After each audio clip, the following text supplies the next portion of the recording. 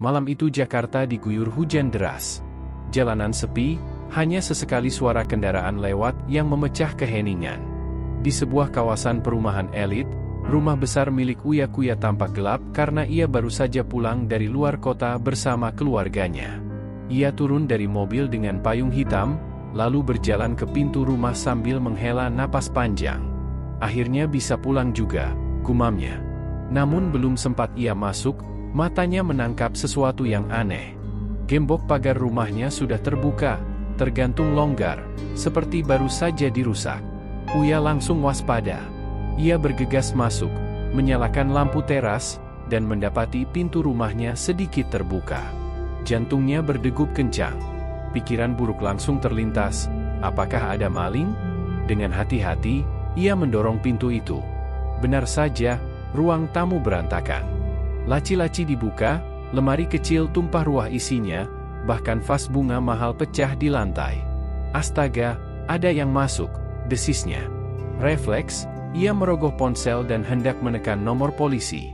Tapi tiba-tiba terdengar suara lirih dari dalam kamar tamu. Suara batuk seorang wanita. Uya mengernyit, lalu melangkah perlahan. Ia membuka pintu kamar itu, dan pemandangan yang mengejutkan langsung menyambutnya. Seorang wanita tua dengan pakaian basah kuyup dan wajah pucat duduk di lantai, gemetar sambil memeluk tas lusuh. Di sekitarnya ada beberapa barang rumah yang ia coba masukkan ke dalam karung. Wanita itu mendongak. Matanya berkaca-kaca penuh ketakutan. "Ampun, Nak, jangan laporin saya ke polisi. Saya cuma butuh makanan." Suaranya parau dan bergetar. Uya terpaku. Ia kira maling yang masuk ke rumahnya adalah komplotan profesional, ternyata hanya seorang nenek renta. Dalam hati ia dilanda dilema, ini jelas pencurian, tapi wajah wanita tua itu begitu menyedihkan. Bajunya compang-camping, kakinya basah dan penuh lumpur. "Nenek, kenapa masuk ke rumah saya?" tanya Uya, suaranya tenang tapi tegas. Nenek itu terisak. "Saya sudah 3 hari nggak makan, cucu saya di rumah sakit, nggak ada yang nolong. Saya cuma butuh uang atau makanan, saya nekat masuk. Nak, tolong jangan penjarakan saya." Tangisnya pecah, tubuhnya gemetar tak kuasa menahan rasa bersalah bercampur putus asa. Uya menelan ludah. Amarahnya terhadap kondisi rumah yang berantakan perlahan kalah oleh rasa iba. Ia melangkah mendekat, lalu berjongkok di hadapan nenek itu. "Kenapa nggak minta tolong dengan cara baik-baik? Kenapa harus nekat begini?" tanyanya lagi. Nenek itu tak bisa menjawab, hanya menangis semakin keras. "Saya sudah coba, Nak, ke tetangga, ke jalan, tapi semua menolak. Mereka malah mengusir saya. Saya sudah nggak tahu harus gimana." Uya terdiam. Ia melihat mata wanita tua itu, penuh rasa sakit dan keputusasaan. Saat itu juga, ia sadar bahwa di balik tindakan salah yang nenek itu lakukan, ada alasan besar yang membuatnya nekat. Ia bisa saja menelpon polisi saat itu juga, menyerahkan nenek itu agar dipenjara. Tapi hatinya menolak. "Ayo, Nek, berdiri dulu. Tenang, saya nggak akan laporin ke polisi," ucap Uya pelan, sambil meraih lengan nenek itu. Wanita tua itu memandangnya tak percaya, matanya melebar seakan tak yakin dengan apa yang ia dengar. "Serius, Nak? Nggak akan laporin saya?" tanyanya terbata. Uya mengangguk. "Saya lebih pengen tahu kenapa nenek bisa sampai seperti ini. Ceritakan ke saya. Jangan takut."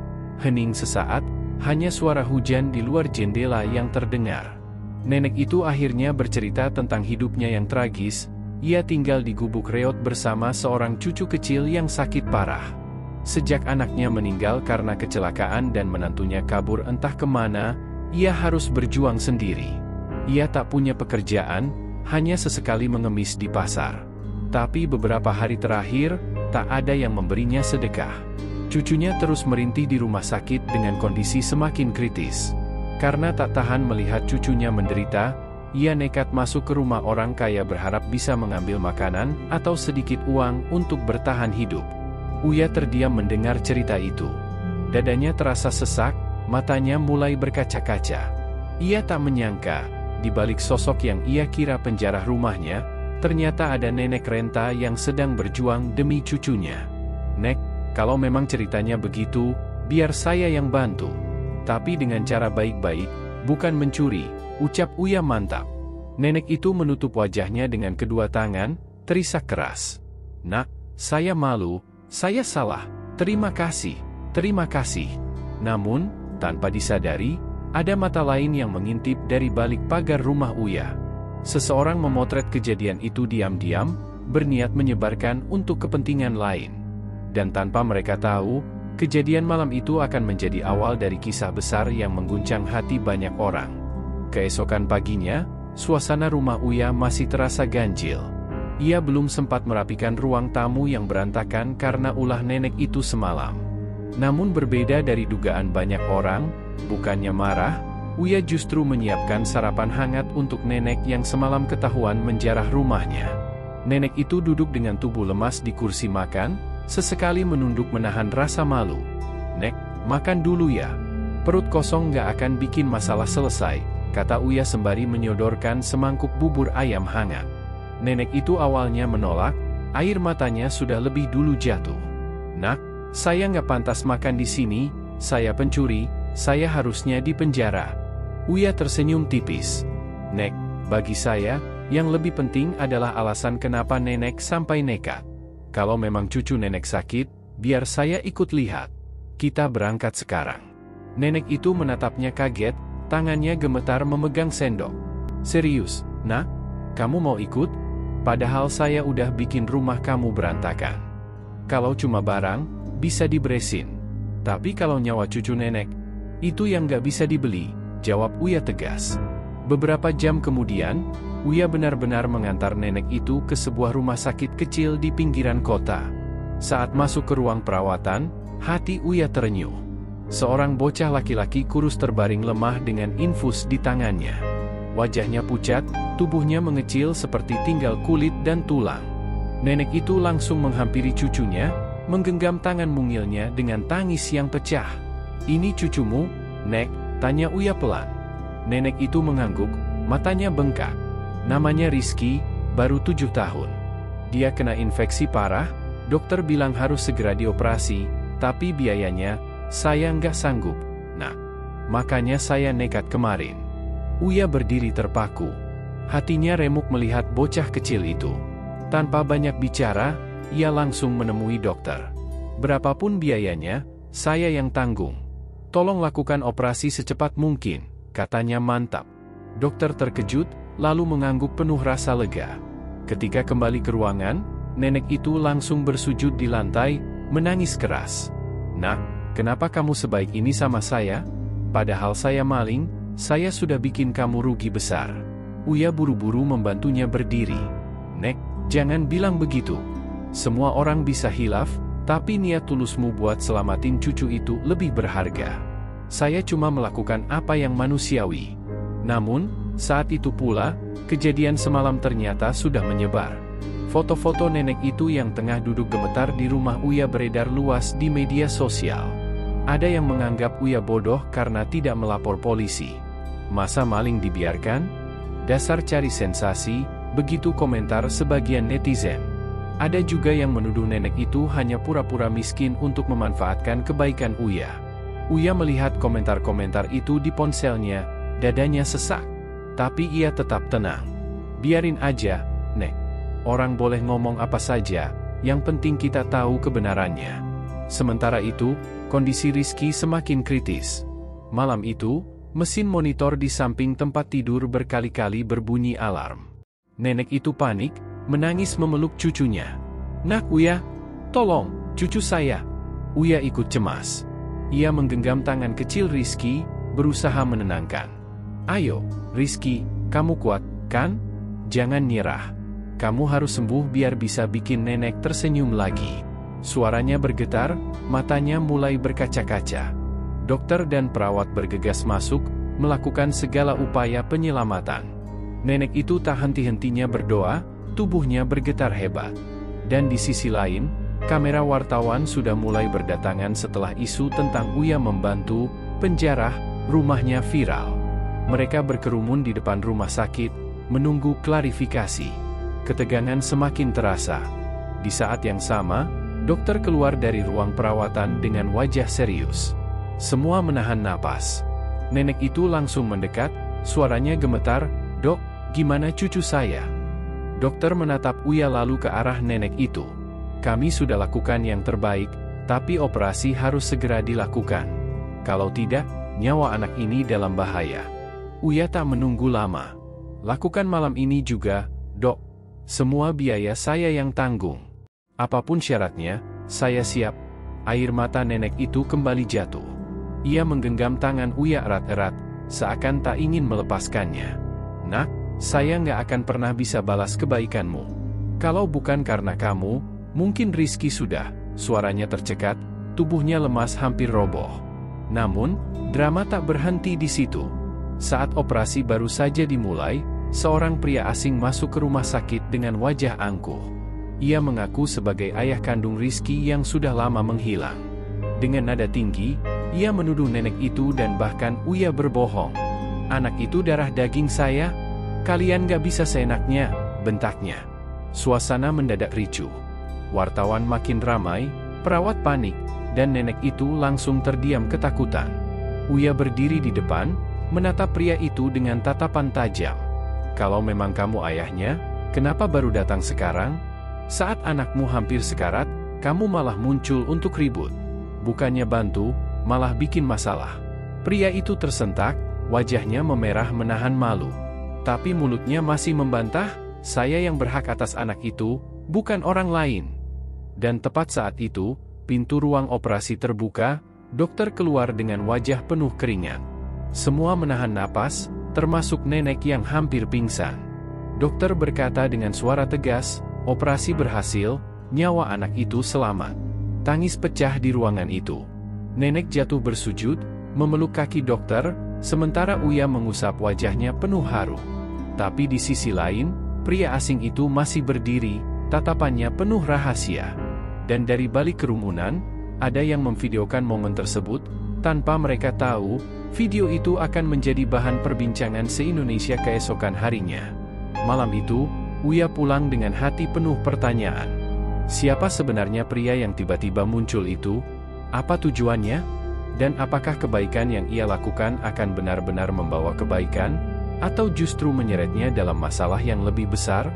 Keesokan harinya, berita tentang Uya Kuya yang membantu seorang nenek penjara rumahnya meledak di media sosial. Semua portal berita memberitakan dengan berbagai judul sensasional.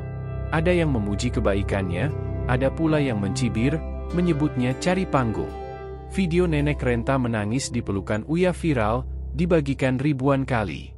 Di rumah sakit, suasana masih ramai. Rizky baru saja selesai operasi dan dipindahkan ke ruang perawatan intensif. Tubuhnya lemah, tapi nafasnya sudah lebih stabil.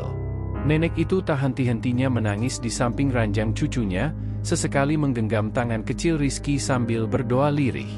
Namun, bayangan ancaman masih menggantung. Pria asing yang mengaku ayah Rizky datang lagi. Kali ini ia membawa dua orang temannya, wajah mereka keras, tatapan garang. "Saya mau anak itu dibawa pulang sama saya. Kalian nggak punya hak," bentaknya di depan nenek dan Uya. Nenek itu ketakutan, tubuhnya gemetar. "Tolong, Nak Uya, jangan biarkan dia bawa Rizky. Dia bukan ayah yang baik, dia dulu ninggalin anak ini begitu saja." Uya berdiri di depan, melindungi nenek itu. Tatapannya dingin menatap pria tersebut. "Kalau memang kamu ayahnya, tunjukkan buktinya. Mana akta lahir? Mana dokumen? Jangan cuma ngomong besar." Pria itu terdiam sesaat, tapi segera membentak lagi. "Saya nggak perlu bukti. Saya darah dagingnya." Suaranya keras, membuat pasien lain terganggu. Beberapa orang mulai merekam dengan ponsel mereka. Uya menarik napas panjang. "Dengar, saya nggak akan biarin kamu bawa anak itu. Kalau memang kamu punya hak, buktikan dulu di jalur hukum. Tapi sekarang, yang lebih penting adalah kesehatan anak itu. Jadi tolong, jangan bikin keributan." Pria itu makin emosi, tangannya terangkat seolah hendak memukul. Namun sebelum sempat bergerak, beberapa wartawan yang kebetulan ada di sana langsung maju, memotret dan merekam. Sorotan kamera membuat pria itu kaget dan menurunkan tangannya. Wajahnya pucat karena sadar semua orang sudah melihat. Nenek itu menangis, memeluk Uya dari belakang. "Nak, terima kasih sudah lindungi kami." Hari-hari berikutnya, cerita itu semakin viral. Banyak orang yang awalnya mencibir, kini berbalik mendukung. Mereka menggalang dana untuk membantu biaya pengobatan Rizky. Rumah sakit penuh dengan karangan bunga dan bingkisan dari orang-orang yang terharu dengan kisah nenek itu. Namun bagi Uya, ada satu hal yang lebih penting. Ia duduk di samping Rizky, menggenggam tangan bocah itu. "Rizky, kamu harus sembuh. Kamu harus bangkit. Nenekmu sudah berjuang mati-matian buat kamu." Suaranya bergetar, matanya basah. Perlahan, Rizky membuka mata. Dengan suara lirih, ia berkata, "Om, makasih udah nolongin aku dan nenek. Aku janji, kalau aku sembuh, aku mau jadi orang baik kayak Om." Ucapan polos itu membuat air mata Uya jatuh begitu saja. Nenek di sampingnya pun menangis terseduh-seduh. "Ya Allah, terima kasih sudah kasih cucu saya kesempatan kedua." Beberapa minggu kemudian, Rizky benar-benar pulih. Tubuhnya mulai segar, wajahnya kembali cerah. Nenek itu tak henti-hentinya mengucap syukur. Ia datang ke rumah Uya bersama Rizky, membawa sebungkus nasi uduk sederhana sebagai tanda terima kasih. "Nak Uya, saya nggak punya apa-apa untuk balas semua kebaikanmu. Cuma ini yang bisa saya kasih," kata nenek itu sambil menunduk malu. Uya menerima nasi itu dengan senyum hangat. "Nek, jangan pernah merasa nggak punya apa-apa. Doa tulus dari nenek sudah lebih berharga dari harta apapun. Saya justru berterima kasih karena nenek dan Rizky mengajarkan saya arti kemanusiaan." Tangis pecah lagi. Nenek itu memeluk Uya erat-erat, Rizky ikut memeluk kakinya. Pemandangan itu membuat siapapun yang melihat pasti tak kuasa menahan haru. Sementara itu, pria asing yang mengaku ayah Rizky akhirnya terungkap kebenarannya. Ia bukan ayah kandung, melainkan hanya mantan tetangga yang iri dan berniat memanfaatkan keadaan. Polisi menangkapnya setelah bukti-bukti kebohongan terbongkar. Kini, kehidupan nenek dan cucunya berubah. Banyak orang baik datang membantu. Rizky bisa kembali sekolah, sementara nenek itu mendapat bantuan untuk hidup layak. Dan semua itu terjadi karena satu hal sederhana, seorang manusia memilih untuk menolong, bukan menghakimi. Suatu sore, Uya duduk di teras rumahnya, menatap langit dengan senyum kecil. Kadang, kebaikan datang dari tempat yang gak terduga. "Malam itu saya kira rumah saya dijarah, tapi ternyata Allah kirim jalan untuk saya belajar apa itu kemanusiaan." Air matanya jatuh, bukan karena sedih, tapi karena rasa syukur. Dan kisah ini berakhir dengan satu pesan yang terpatri di hati semua orang yang mendengarnya. Kadang, orang yang terlihat salah bukan karena jahat, tapi karena hidup memaksa mereka berbuat nekat. Disitulah kita diuji, apakah mau menghakimi, atau mengulurkan tangan.